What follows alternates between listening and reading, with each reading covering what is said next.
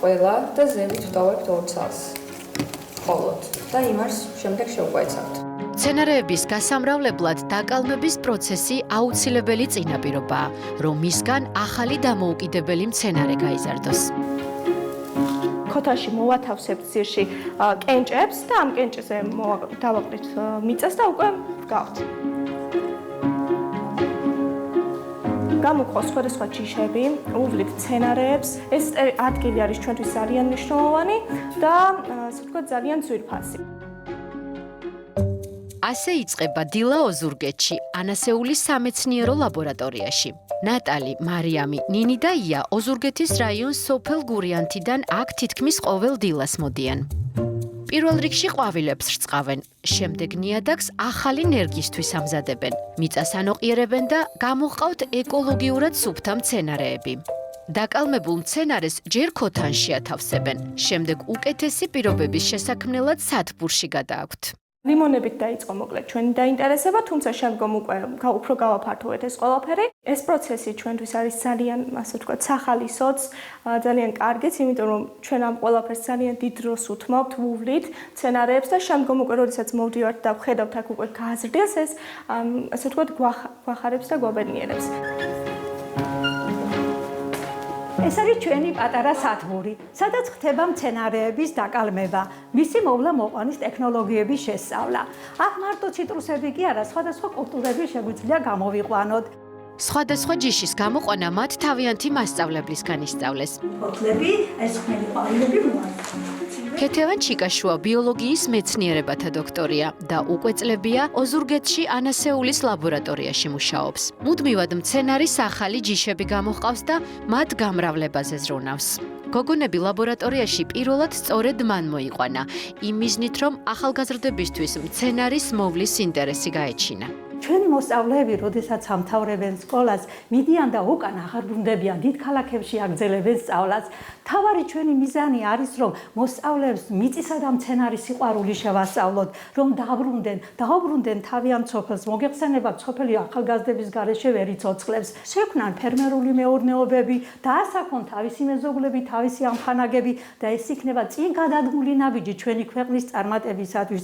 მოგესალმებით, მე ვარ იეგო გიაშვილი, ეს კი ნატალი კვერგელიძეა. დღევანდელი გადაცემის თემაა მოცვი. მცენარეებთან ხანგრძლივი ურთიერთობის შედეგად გოგონებს გაუჩნდათ იდეა, შეექმნათ ეკო-კლუბი, მწვანე თაობა, პლატფორმა, რომელიც ახალგაზრდებს სოფლის მეურნეობის მიმართ ინტერესს გაუჩენდა. წერენ ონლაინ გადაცემებს და მთელი დღის განმავლობაში დაგროვილ ინფორმაციას მაყურებელს უზიარებენ. ვიდრე გადაცემას ჩაწერენ, მათი დღე სანერგე მეურნეობაში გრძელდება. მიმდინარეობს თელს დასავლეთ საქართველოში ინტენსიური მოსავლის აღება და ეხლა არის ლურჯი, ტკბილი რთველი. მონაწილეობენ ყველაზე ლურჯ ტკბილ რთველში და პარალელურად გადაცემისთვის ინფორმაციას აგროვებენ. ეს არის თესთა სისტემა, მცენარის, კარგად განვითარებული, მას აქვს უნარი, რომ მოგცეს მაღალი ხარისხის ნაყოფი. დღეს მათი რესპონდენტი ფერმერი ლაშა ღლონტია და მთავარ რჩევებს სწორედ მისგან იღებენ. ძალიან კარგია ახალგაზრდების ინიციატივა, როდესაც ცდილობენ თვითონ დაბრუნდნენ, თვითონ დამკვიდრდნენ სოფელში და სოფლის მეურნეობაში და მით უმეტეს მოუწოდონ კიდევ სხვა ახალგაზრდებსაც, რომლებიც გაედინებიან რეგიონებიდან, დედაქალაქისკენ, ნებისმიერი ოჯახი, რომელიც სოფელში ცხოვრობს და აქვს მას 9 ჰექტარი, 1 ჰექტარი, 2 ჰექტარი მიწები, მას შეუძლია რენტაბელურ ბიზნესად აქციოს ეს საქმე. გოგონები ოზურგეთის რაიონის სოფელ გურიანთას საჯარო სკოლაში სწავლობენ. ონლაინ გადაცემებს არასასწავლო საათებში სკოლის ბიბლიოთეკასა და სივრცეში წერენ.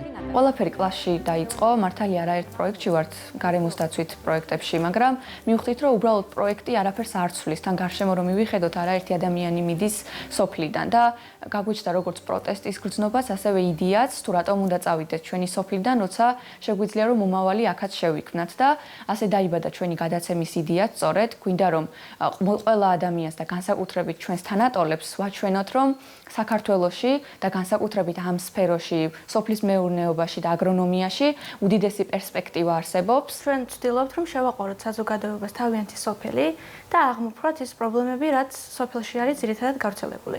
ამის შემდეგ უკვე ვსხდებით და ვეძებთ ისეთ მეცნიერებს და ფერმერებს, რომლებიც ნამდვილად მუშაობენ. შემდეგ ვურეკავთ, ვუყვებით ჩვენი გადაცემის შესახებ, წერთ ტექსტს, ასე რომ ვთქვათ, ვამზადებთ კითხვებს და მივემართებით უკვე გადასაღებ ტერიტორიაზე. ჩემი აზრით ეს პროექტი ძალიან გვეხმარება როგორც ჩვენს, ასევე მაყურებლებს, იმიტომ რომ ჩვენ ვსწავლოთ ფერმერებისგან და ვცდილობთ ჩვენი ცოდნა მაყურებელს გაუზიაროთ. ყოველდღიურად ამოწმებენ თითოეული ვიდეოს რეიტინგს და გამოხმაურებას, რაც წარმატებისთვის მნიშვნელოვანია. იმედი აქვთ, რომ მათი მიზანი გაამართლებს და სოფლებში განათლების მიღების შემდეგ ბევრი ახალგაზრდა დაბრუნდება.